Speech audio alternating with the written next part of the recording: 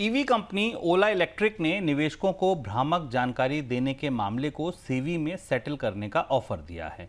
ओला electric की तरफ से अप्रैल में इस ऑफर को लेकर सेबी में आवेदन किया गया था। हालांकि ओला के इस आवेदन में भ्रामक जानकारी के आरोपों का ना तो खंडन किया गया है, ना ही सहमति जताई गई है।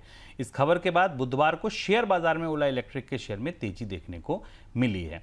सर, क्या आरोप हैं ओला इलेक्ट्रिक पर और ओला चाहती क्या है इस पेशकश में? ओला का मामला अब सेबी के पास बड़े दिलचस्प अंदाज में पहुंचा है।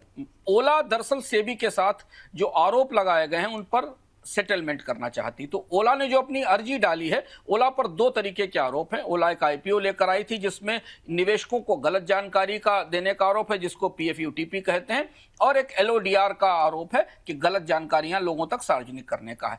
जो सेटलमेंट का तरीका है, जिस व्यवस्था के तहत ओला ने ये एप्लीकेशन दी है, उसमें यह नहीं कहा है कि उसने कोई गलती की है, या तो ना तो उसने लगाए गए आरोपों को स्वीकार किया है या ना डिनाई किया है।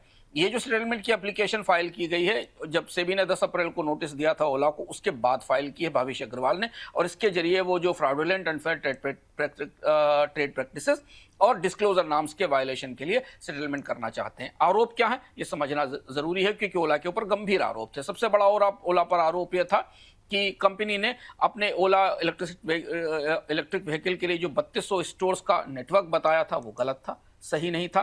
कंपनी ने जो डेटा दिया था बाजार में अपने वाहन बेचने का, वो सरकार के वाहन पोर्टल से प्रमाणित नहीं हुआ। इसके अलावा उसने सेल्स को गलत ढंग से बढ़ा चढ़ाकर बताया, जिस वजह से निवेशकों को धोखा दिया गया।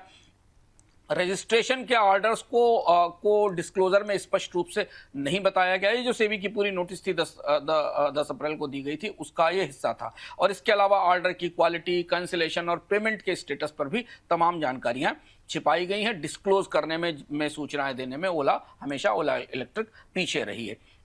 इस स्थिति में अब सेबी ने आईपीओ के नियमों के तहत, क्योंकि आईपीओ निवेशकों ने इसमें पैसा लगाया था ओला को सख्त नोटिस भेजी है। तो ये हैं वो आरोप, जिन आरोपों के जवाब के बदले भाविश अग्रवाल की कंपनी अब सेबी के साथ सेटलमेंट के लिए आगे जा रही है। तो सर, क्या लगता है आपको, पुराने तजुर्बे, पुराने अनुभव, सेबी ऐसे मामलों में किस तरीके के निर्णय ले सकती है? क्या सजा मिल सकती है कंपनी के प्रमोटर्स को? देखिए, ये आईपीओ से जुड़ा हुआ मामला है। ऐसे मामलों में 3 तरीके की परिस्थिति बनती दिखाई देती है, और यही बड़ा सवाल होगा कि सेबी इसको नज़ीर कैसे बनाएगी। क्या सेबी कोई बड़ा सख्त फैसला लेगी या मामूली सजा देकर, मामूली जुर्माना देकर छोड़ देगी? क्योंकि एक बड़ा चर्चित और बिल्कुल गलत ढंग से दावे करके आईपीओ लाने का मामला था। तो पहली चीज़ तो यह कि सेबी इस मामले में पेनाल्टी लगा सकती है। पेनाल्टी में देखने वाली बात तो निवेशकों के लिए होगी, ये पेनाल्टी कंपनी पर ही अकेले लगाई जाती है या भाविश अग्रवाल पर भी लगाई जा सकती है। अगर भाविश अग्रवाल पर, जो कि कंपनी के प्रमोटर हैं, उन पर भी पेनाल्टी लगाई जाती है, तो ये किस्म का महत्वपूर्ण नज़ीर बनेगा। तो ऐसी स्थितियों में ओला के आईपीओ के साइज को देखते हुए यह माना जा रहा है कि पेनाल्टी बड़ी भी हो सकती है कंपनी के ऊपर, क्योंकि कंपनी ने काफ़ी पैसा उगाया था। दूसरा, इसके अलावा कई सारी नॉन मॉनेटरी कंडीशंस भी हैं। सेबी डिस्क्लोजर के प्रोटोकॉल और सख्त कर सकती है, बोर्ड को नए तरीके के आदेश दे सकती है, सेल्स के और बाकी आंकड़ों को सामने लाने के लिए और नए तरीके के नियम तय कर सकती है, ऑडिट के बिल्कुल नए नियम बना सकती है। ये भी खतरा है, ये भी जोखिम है, माना जा रहा है। हालांकि सेबी करेगी कि नहीं, देखना होगा कि वो और ज़्यादा कठोर फैसला ले सकती है।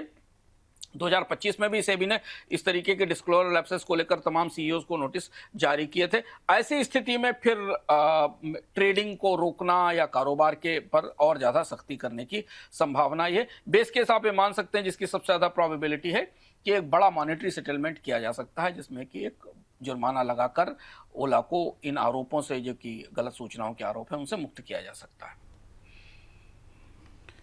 चलिए देखते हैं कि ये क्या सेबी इस पर करता है। लेकिन इस खबर को चार्ट्स पर भी थोड़ा सा देख लेते हैं कि चार्ट्स क्या बता रहा है ओला इलेक्ट्रिक का। दरअसल हुआ क्या, ये जब झूठ बोले जा रहे थे, जब बाज़ार में झूठ आ रहे थे, तो हुआ क्या? ये मेरी स्क्रीन पर ओला इलेक्ट्रिक का चार्ट है। इस चार्ट में देखिए दर्द की कितनी कहानियाँ छिपी हैं इन कैंडल्स में। ये 155 रुपये का, 156 रुपये का हाई था इस कंपनी का। 70 रुपये पे इसका आईपीओ खुला था, 70-72 के आसपास जहाँ तक इसकी लिस्टिंग थी, 76 रुपये के आसपास की लिस्टिंग थी। वहाँ से केवल 3 हफ्तों में ये 157 पहुँच गया था। 3 हफ्तों में 76 का शेयर 157 हो गया था। रातों रात ये मान लिया गया था कि भारत का अगला टेस्ला मूवमेंट यही है, नई कंपनी है और ये नई कंपनी तो भारत का भविष्य है। और उसके बाद उस भविष्य को ऐसा झटका लगा कि 157 वाला शेयर आते आते 20-22 रुपए तक आ गया। ठीक है, अब आप इस गिरावट को, आप इस चार्ट को देखकर आपको क्या लग रहा है? देखिए, अब यहाँ से अगर आप वापसी की उम्मीद लगा रहे हैं, आपको लगता है कि अब अगर ये सेटलमेंट हो जाएगा, चीज़ें बेहतर हो जाएंगी, तो क्या एकदम ये 150 और 157 और 158 हो जाएगा? बहुत मुश्किल है। लेकिन हाँ, अब क्योंकि हम चार्ट्स देख रहे हैं तो चार्ट्स पे 2-3 चीज़ें बड़ी ईमानदारी से दिख रही हैं। ये वीकली चार्ट है, एक कैंडल एक वीक की है। डेली चार्ट हमें ट्रेडिंग तो करनी नहीं है, जो मैं आपको कल बताऊं क्या करना है नहीं करना है। एक चीज़ बड़ी इंपॉर्टेंट है, दैट इज फिबोनाची रिट्रेसमेंट। देखिए, रिट्रेसमेंट जब हम वापसी करते हैं तो कहाँ कहाँ हमें हर्डल्स मिलेंगे। एक लेवल अगर आप बोनस पॉइंट का लिखना चाहें कि सर ओला इलेक्ट्रिक पर कोई एक लेवल आप बता दीजिए जिसको हम ध्यान रखें। देखिए, अगर कोई मीनिंगफुल वापसी होनी है ना तो 53 रुपये 95 पैसे, अगर और एग्जैक्ट आप रिट्रेसमेंट खींच दें 55 रुपये मोटा मोटा मान लीजिए, 54-55 रुपये। इसके ऊपर जब तक वीकली क्लोजिंग ना आ जाए, 55 रुपये के ऊपर जब तक वीकली क्लोजिंग ना आ जाए, कोई लंबी वापसी की, किसी लंबी रिकवरी की, किसी लंबे निवेश की उम्मीद फिलहाल नहीं रखनी चाहिए। ट्रेडिंग आप सुबह शाम 1 रुपये 2 रुपये, क्योंकि 40 रुपये के शेयर में अगर 2 रुपये भी बढ़ जाते हैं तो 5% रिटर्न होता है। लेकिन हाँ, अगर आप इसको वो भविष्य का, भारत का भविष्य और सपना और बड़ा फंड इसमें जोड़ रहे थे, 55 रुपये 54 रुपये मान लीजिए, वो लेवल है। जब तक इसके ऊपर आपको ये बंद होता ना दिखे, meaningful weekly closing with volumes, weekly closing with volumes, 2 bar repeat कर दिया, ना दिखे, तब तक इसमें बहुत अंधाधुंध पैसा मत लगाइएगा। हाथ जले होंगे तो कंधे जल सकते हैं, उंगलियां जली होंगी तो हाथ जल सकते हैं। तो इसमें मेरा ये मानना है। अब ये लेवल क्यों आया? देखिए, एक तो ये फिबोनाची रिट्रेसमेंट का वापसी के समय में पहली दीवार खड़ी है 53 रुपये 95 पैसे। अब ये देखिए, ये दीवार कितनी अहम है, इसको एक तरह से आप और टेस्ट कर सकते हैं। कैसे? ऐसे कि फिबोनाची रिट्रेसमेंट का ही अगर आप एक रेजिस्टेंस मान लें, वो माना ये। अब मैं देखिए रिट्रेसमेंट को डिलीट कर देता हूं। देखिए, इस लेवल पर कितना संघर्ष इस ओला ने किया है।